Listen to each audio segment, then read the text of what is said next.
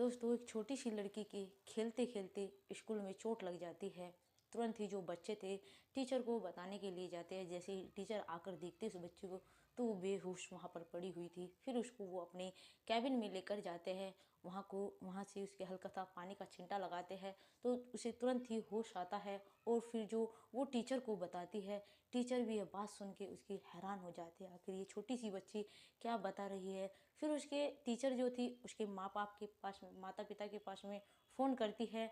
उसके माता पिता स्कूल में आते हैं और फिर अपनी बच्ची से बात करते हैं कि बेटा आपको आखिर क्या हुआ है। लेकिन जो उनकी बच्ची अपने माता पिता को बताती है वो भी ये बात सुनकर हैरान हो जाते हैं। आखिर वो छोटी सी बच्ची अपने माता पिता को क्या बता रही थी। जो टीचर भी और बच्चे भी इस तरह से हैरान हो रहे थे। आगे पूरी कहानी को जानने के लिए एंड तक बने रहेगा। दोस्तों, ये कहानी है हैदराबाद की, जहाँ पर एक छोटा सा गांव है। उस गांव में छोटा सा परिवार रहता है जिसमें उन पति पत्नी और एक उनकी छोटी सी बच्ची, 2 साल की उनकी बच्ची है।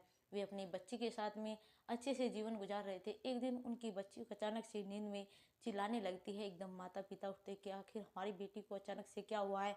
अपनी बेटी को जगाते हैं नींद से। जैसे ही वो जाग जाती है फिर अपनी मम्मी की गोली भरकर फिर दोबारा सा सो जाती है। लेकिन अक्सर उसके साथ में ऐसा होया करता था, जब भी वो नींद में रहती थी तो चिल्लाती थी कि मम्मी मुझे बचा लो, मम्मी मुझे बचा लो, ये व्यक्ति मुझे मार डालेगा। इस तरह से माता पिता अपनी बच्ची की ये बात देखकर हैरान हो जाते हैं। उधर उसकी पत्नी अपने पति को कहते हैं कि पता नहीं हमारी बेटी को आखिर क्या हुआ है। पति और पत्नी डॉक्टर साहब के पास लेकर जाते हैं अपनी बच्ची को। डॉक्टर साहब उसका सारा चेकअप करते हैं लेकिन उसकी रिपोर्ट सारी नॉर्मल आती है। फिर भी डॉक्टर साहब बताते हैं उनके माता पिता को कि तुम्हारी बच्ची को कुछ भी नहीं हुआ है। कभी कभी बच्चा ऐसा होता है कि नींद में सोया हुआ होता है, वो डर जाता है। शायद आपके बच्चे के साथ भी ऐसा ही हो रहा है। जो माँ बाप थे थोड़े संतुष्ट तो होते हैं लेकिन फिर वापस अपने घर आ जाते हैं। फिर जैसे ही अगले दिन होता है और शाम होती है फिर बच्ची सोने लगती है तो फिर नींद से ऐसे ही चिल्लाती है, रोती है। जो उसके पिता होते हैं वो कहीं जाकर बताते हैं कि हमारी जो बेटी है छोटी सी, वो नींद में डर जाती है। डॉक्टर साहब के पास भी लेकर गए हैं, उन्होंने भी कहा है तुम्हारी बेटी नॉर्मल है, लेकिन शायद पता नहीं हमें बहुत ज़्यादा चिंता हो रही है क्योंकि हमारे एक ही तो बेटी है। अगर उसे कुछ हो गया तो हम अपना जीवन किसके सहारे गुजारेंगे। उधर जो उनका पड़ोस का आदमी होता है वो बताता है कि तुम अपनी बेटी को किसी तांत्रिक के पास में लेकर जाओ, शायद तुम्हारी बेटी को कुछ ओपरा हुआ होगा, वो तुम्हारी बेटी को ठीक कर देंगे। दोस्तों, उनकी बेटी का नाम साक्षी होता है। साक्षी को लेकर जाते हैं वे तांत्रिक के पास में। तांत्रिक उनकी झाड़ फूक करते हैं, कुछ ताबीज सा दे देते हैं और कहते कि आज के बाद तुम्हारी बेटी नहीं डरेगी। तुम्हारी बेटी के ऊपर एक भूत का साया है, वो मैंने हटा दिया है। माता पिता ये सब सुनकर संतुष्ट हो जाते हैं। फिर अपनी बेटी को घर पर लेकर आते हैं और उसके गले में ताबीज बांध देते हैं। फिर आराम से सोते हैं। लेकिन अचानक से फिर चिल्ला के चीख मारने लगती है। माता पिता फिर चिंतित होने लगते हैं। इस तरह वे अपना जीवन गुजार रहे थे कि अचानक से वो डरने लगती है। फिर माता पिता सोचते हैं आखिर हम अपनी बेटी को कहाँ दिखाएं, क्योंकि पता नहीं हमारी बेटी को क्या हुआ है। इस चिंतित में रहते थे, पता नहीं कब क्या हो जाए हमारी बेटी को। लेकिन वो धीरे धीरे बड़े होने लगती है। जैसे ही 3 साल की होती है उसके पापा साक्षी को स्कूल में एडिशन दिला देते हैं, एक प्राइमरी स्कूल में। प्राइमरी स्कूल में साक्षी खेल रही थी, जैसे ही सब बच्चे वहाँ पर खेलते हैं वो भी खेल रही थी वहाँ पर पापिट्टा। लेकिन खेलते खेलते अचानक से जैसे ही वो पापिट्टा में ठोकर मारती है, वो साक्षी गिर जाती है। उसके सिर में हल्की सी चोट लग जाती है। जो बच्चे होते हैं, क्योंकि साक्षी चोट लगने के बाद साक्षी उठी ही नहीं थी, वो अचानक से बेहोश हो जाती है। जो वहाँ पर बच्चे थे एकदम से टीचर के पास में जाते हैं और टीचर को बुलाकर लाते हैं। पता नहीं मैम साक्षी को क्या हुआ है, साक्षी उठ नहीं रही है, उनकी ठोकर लग गई है। जैसे टीचर आकर देखते हैं तो साक्षी बेहोश पड़ी हुई थी, उसे तुरंत ही उठाते हैं और अपने कैबिन में लेकर जाते हैं। और वहाँ पर जाकर साक्षी को मतलब बेहोशी की हालत में जगाने की कोशिश करते हैं। जैसे ही थोड़ी देर बाद में साक्षी को होश आता है तो उससे पूछते हैं कि बेटा तुम्हें क्या हुआ था, तुम गिरी तो थी लेकिन आखिर तुम्हें क्या कोई दिक्कत है।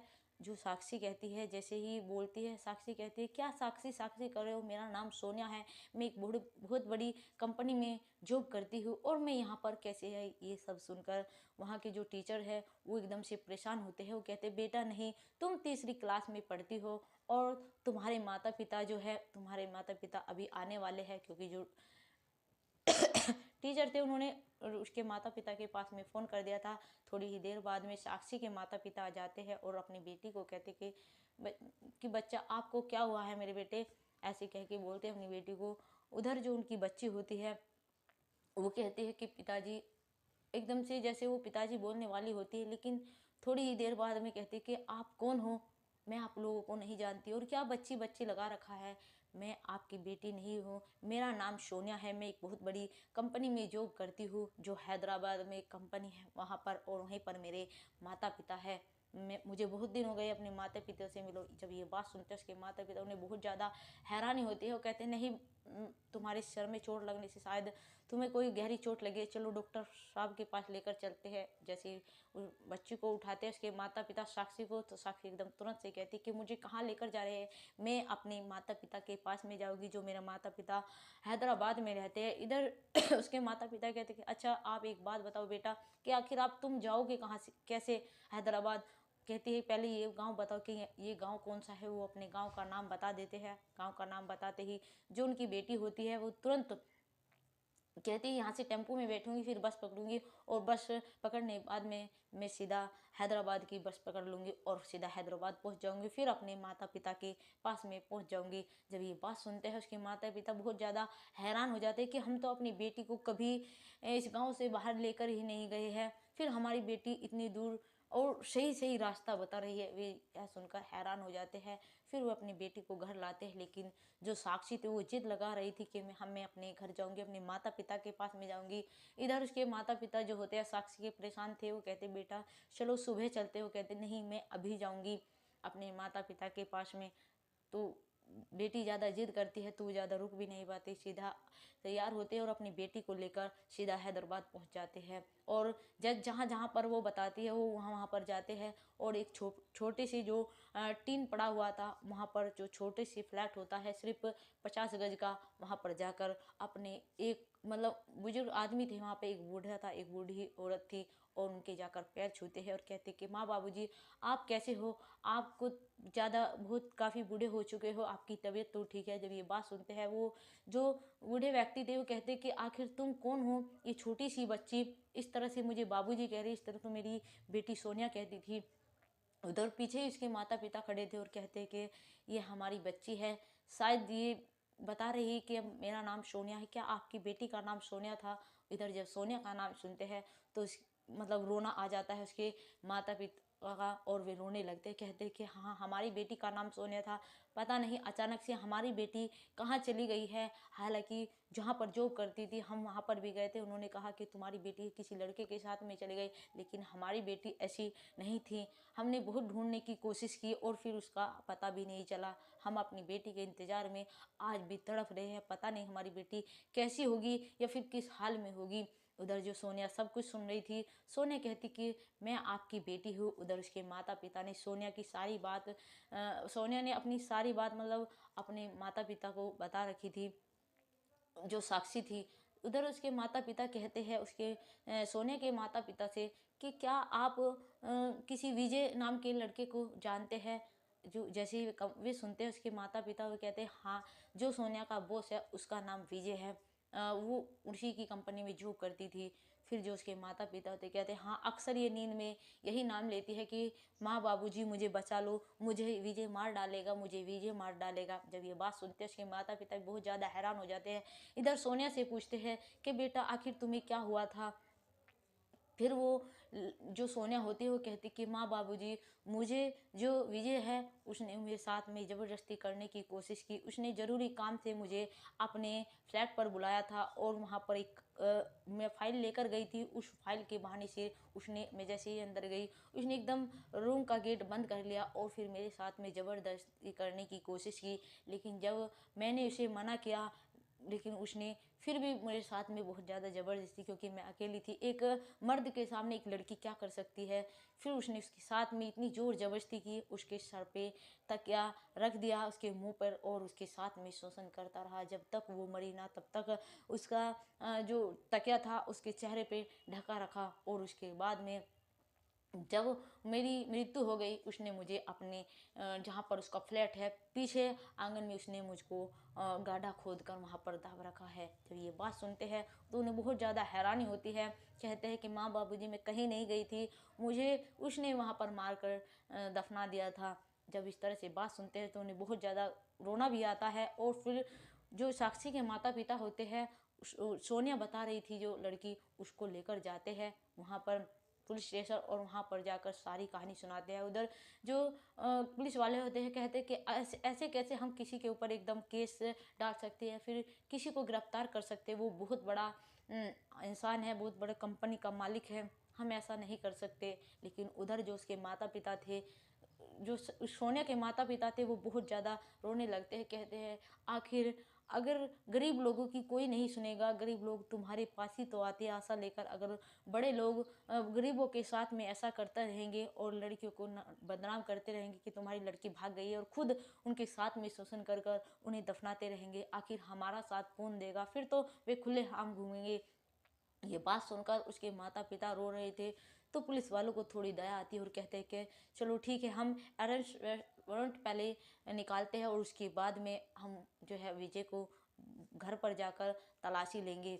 इधर अरेस्ट वारंट निकालते हैं जो पुलिस वाले लेते हैं और वहाँ पर तुरंत ही छापा मार देते हैं, उसके घर पर जाते हैं, घर पर जाकर उनकी तलाशी करने की कोशिश करते हैं। विजय मना करता है, लेकिन जो वो वारंट ला के लेकर आए थे, अरेस्ट वारंट मतलब जो घर के वारंट लेकर आए थे तलाशी लेने का, वो उस विजय को दिखाते हैं। उसे भी पता था क्या आखिर कायदा कानून है, वो उनके मना नहीं करता और गेट खोल देता। उधर जो पुलिस वाले होते हैं वो छानबीन करने लगते हैं। उधर जो उसके माता पिता थे सोनिया के, वो भी पुलिस वालों के साथ में रहते हैं।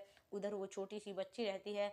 जैसे ही उसके माता पिता को देखते हैं सोनिया के, उसे जो विजय था उसे डर लगने लगता है, कहीं अब मेरी पोल ना खुल जाए। फिर सोचता है कि इन्हें क्या पता मैंने कहाँ दफना रखा है। जो सोनिया थी उसके पीछे आंगन में लेके जाती है पुलिस वालों को और कहती है कि यहाँ पर गड्ढा खोलिए।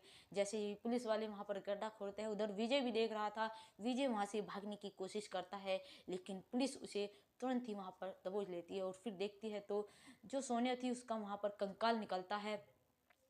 और एकदम जब उसका कंकाल निकलता है, ये देखते कि ये बात तो आखिर सच थी। जो सोने के माता पिता है वो फूट फूट कर रोने लगते और कहते कि तुम्हें एक बार भी शर्म नहीं, हमारे बुढ़ापे का सहारा था हमारी बेटी, और तुमने कहा कि तुम्हारी बेटी किसी लड़के के साथ में भाग गई। अरे दुष्ट, तुझे तो नरक में भी जगह नहीं मिलेगी। इस तरह से उसे मतलब जो मैं कह रहे थे, जो कि उनका दिल दुख रहा था।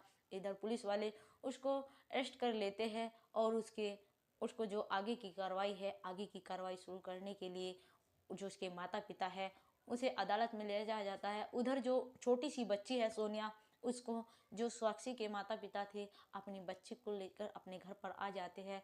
उधर फिर जो कि सारा पर्दाफाश हो चुका था, अब उसे साक्षी को कोई सपना भी नहीं आता था, लेकिन कभी कभी जो सोनिया के माता पिता थे वो साक्षी के मिलने जाया करते थे, क्योंकि उन्हें कहीं ना कहीं लगता था आखिर ये हमारी बेटी है, क्योंकि इसने दूसरा पूर्ण जन्म लिया है और जन्म लेने के बाद में इसने अपने जो साथ हुआ उसको सजा दिलवाई है। और ये हमारी कहीं, क्योंकि उनके कोई संतान नहीं थी, इसलिए सोनू साक्षी को ही अपनी बेटी मानने लगते हैं। इधर साक्षी धीरे धीरे बड़ी होने लगती है, जैसे जवान हो जाती है, फिर शादी के लायक हो जाती है। उधर साक्षी के माता पिता एक अच्छा सा लड़का देखकर साक्षी की शादी कर देते हैं। उसमें शामिल सोनिया के माता पिता भी होते हैं, कुछ पैसे भी देते हैं, क्योंकि उनका अपना कोई नहीं था, सोनिया को ही अपना मानते थे। दोस्तों हमारी यह वीडियो कैसी लगी प्लीज़ कमेंट में ज़रूर बताइएगा।